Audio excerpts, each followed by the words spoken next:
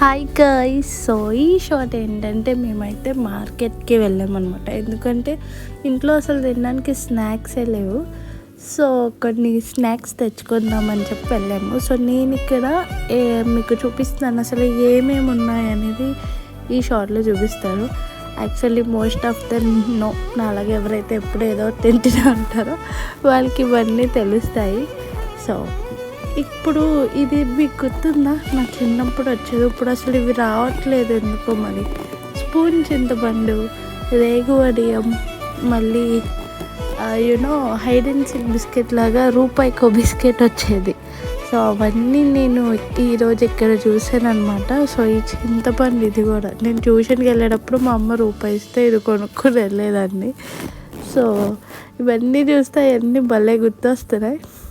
ఇవన్నీ మేము అమ్మడానికి అనుకుంటున్నారేమో, కాదు, మేము తినడానికే.